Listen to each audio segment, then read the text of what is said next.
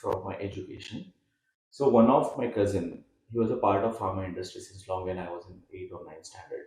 And I used to hear a lot of things about the medicine from him. So since my childhood, I'm very much interested in the chemistry part of it. And when I used to think about how a chemistry can impact a drug and how it works on the biological parts in the body, that is what is fascinating, that at that time. It was a dream to understand and learn those things. So when I passed my 12th standard, I went for both the admissions, technical also and pharmacy also. Luckily, after I think third or fourth round, I got admission in pharmacy, and I completed my B Pharm, and then I moved to the post graduation in pharmaceutical chemistry. And my passion was structural activity, relationship, and molecular modeling to learn the chemistry behind the molecules. And as we have already discussed, post my post graduation, I came in the industry. My firm belief when it comes to the jobs and the understanding of the jobs is I always wanted to start my jobs with the sales profile. It was very odd, especially after doing a post graduation in pharmaceutical chemistry. Everybody asked me in the interview that why you want to come in the sales, because research is the one thing which is apt for you. But my firm belief is what you learn in sales profile, you will never ever learn in other profiles. So first I wanted to understand the market, how people behave, how doctors behave towards the medicine.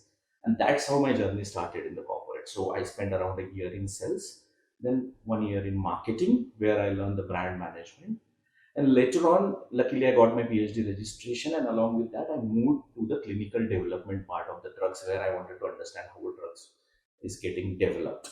So I joined in a clinical research organization called as Zero Clean Farm. It's a big clinical research organization now. So I used to handle clinical studies of phase one, phase two, and phase three, especially for the oncology and cardiology part. Later on, then I moved to biopharmaceuticals, where I was responsible for the global studies here in India.